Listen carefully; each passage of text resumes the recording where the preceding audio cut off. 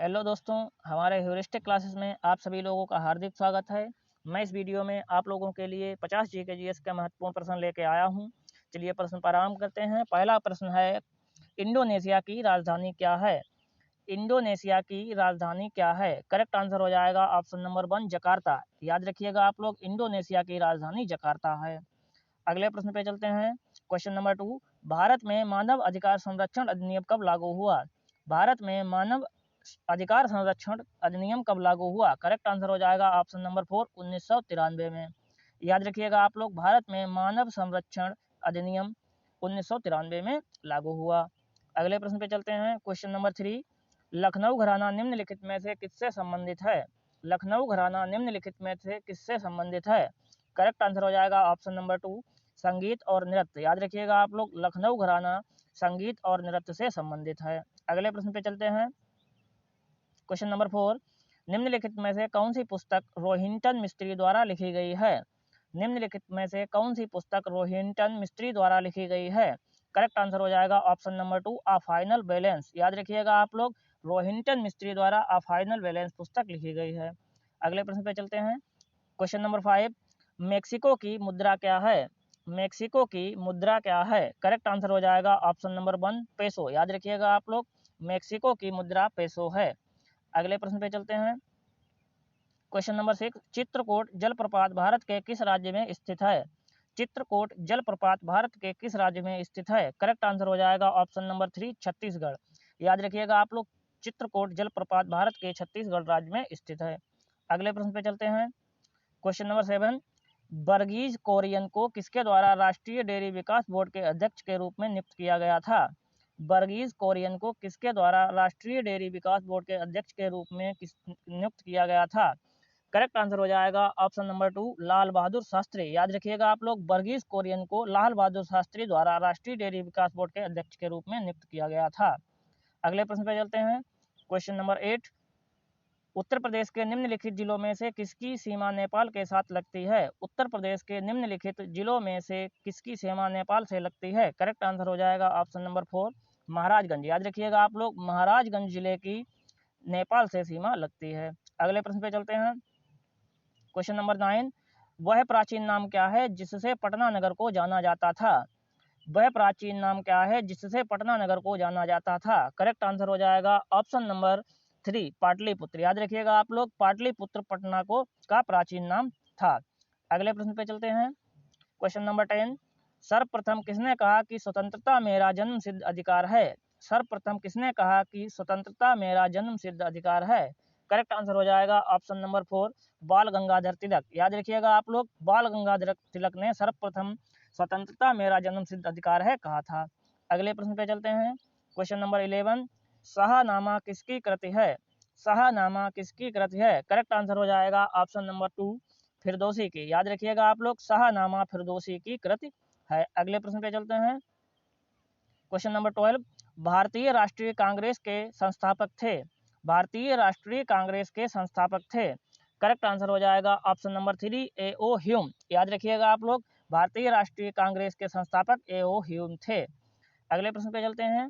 Question number 13, Khajuraho के मंदिरों का निर्माण किस राजवंश के शासकों द्वारा कराया गया था? खजुराहो के मंदिरों का निर्माण किस राजवंश के शासकों द्वारा कराया गया था?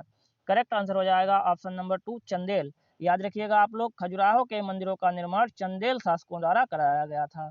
अगले प्रश्न पे चलते हैं। क्वेश्चन नंबर 14, अकबरनामा के कितने खंड हैं? अकबरनामा के कितने खंड हैं? करेक्ट आंसर हो जाएगा ऑप्शन नंबर 4 3। याद रखिएगा आप लोग, अकबरनामा के 3 खंड हैं। अगले प्रश्न पे चलते हैं। क्वेश्चन नंबर 50, विश्व में सर्वप्रथम विधि संहिता बनाने वाला राजा कौन था? विश्व में सर्वप्रथम विधि संहिता बनाने वाला राजा कौन था? करेक्ट आंसर हो जाएगा option number 1 Hammurabi.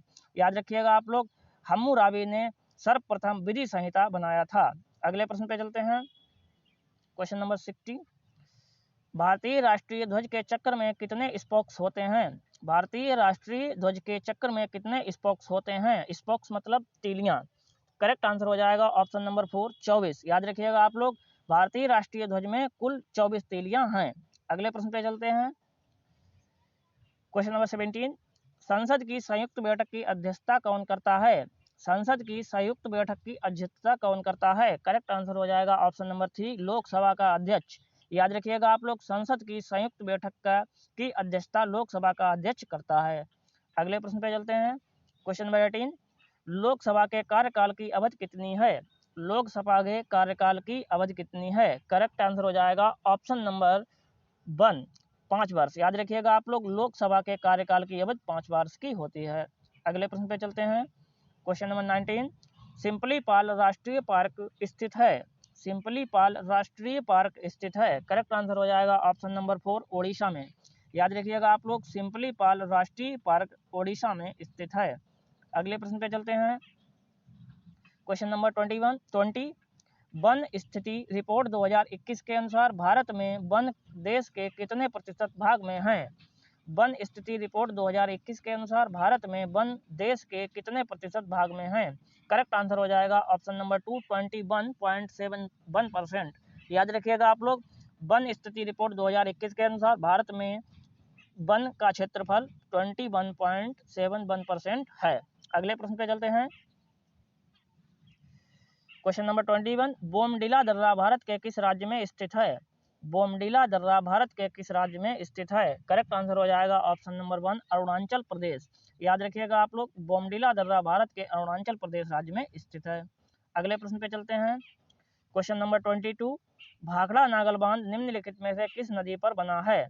Bhakra Nagal बांध निम्नलिखित में से किस नदी पर बना है? करेक्ट आंसर हो जाएगा ऑप्शन नंबर 3 सतलज। याद रखिएगा आप लोग, भाखड़ा नागल बांध सतलज नदी पर बना है।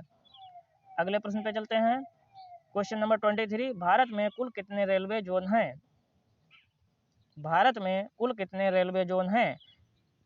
करेक्ट आंसर हो जाएगा ऑप्शन नंबर 3 19। याद रखिएगा आप लोग, भारत में कुल 19 रेलवे जोन हैं। अगले प्रश्न पे चलते हैं। क्वेश्चन नंबर 24, भारत का मल्टीनेशनल कॉमेडी एक्सचेंज कहाँ स्थित है?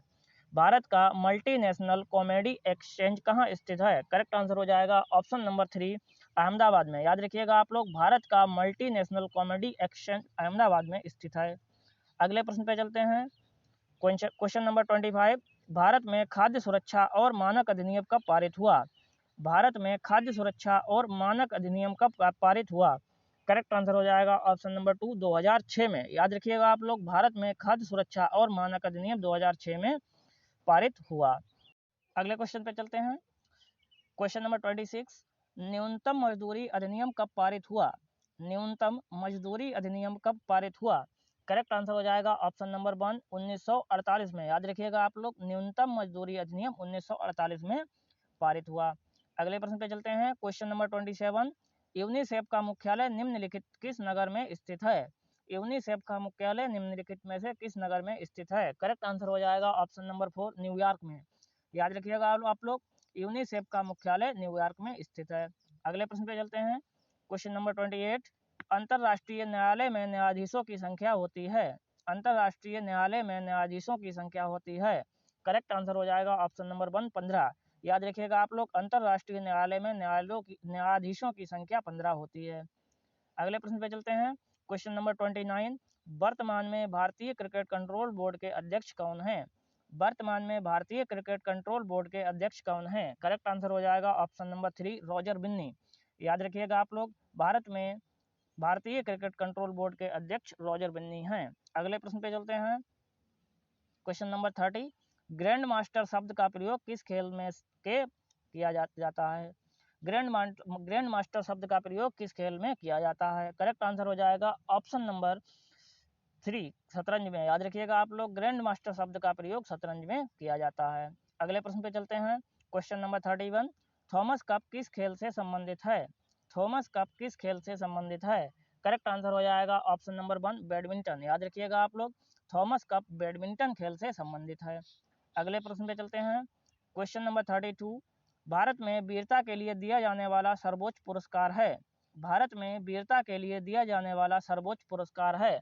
करेक्ट आंसर हो जाएगा ऑप्शन नंबर 2 परमवीर चक्र।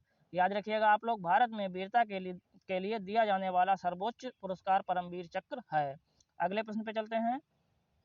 क्वेश्चन नंबर 33, अर्जुन अवार्ड किस क्षेत्र में प्रदान किया जाता है? अर्जुन अवार्ड किस क्षेत्र में प्रदान किया जाता है? करेक्ट आंसर हो जाएगा ऑप्शन नंबर 1 खेल में। याद रखिएगा आप लोग, अर्जुन अवार्ड खेल क्षेत्र में दिया जाता है। अगले प्रश्न पे चलते हैं। क्वेश्चन नंबर 34, 31वें सरस्वती सम्मान 2022 से किसे सम्मानित किया गया है? 31वें सरस्वती सम्मान 2022 से किसे सम्मानित किया गया है? करेक्ट आंसर हो जाएगा ऑप्शन नंबर 2, शिव शंकरी को। याद रखिएगा आप लोग, 31वें सरस्वती सम्मान 2022 से शिव शंकरी को दिया गया। क्वेश्चन नंबर 36, द प्रिंस पुस्तक किसने लिखी है? द प्रिंस पुस्तक किसने लिखी है? करेक्ट आंसर हो जाएगा ऑप्शन नंबर 3, निकोला मैकियावेली। याद रखिएगा आप लोग, द प्रिंस पुस्तक निकोला मैकियावेली द्वारा लिखी गई है। अगले प्रश्न पे चलते हैं। क्वेश्चन नंबर 37, उपन्यास गोरा के लेखक कौन है? उपन्यास गोरा के लेखक कौन है? करेक्ट आंसर हो जाएगा ऑप्शन नंबर 2, रविंद्रनाथ टैगोर। याद रखिएगा आप लोग, उपन्यास गोरा के लेखक रविंद्रनाथ टैगोर हैं। अगले प्रश्न पे चलते हैं।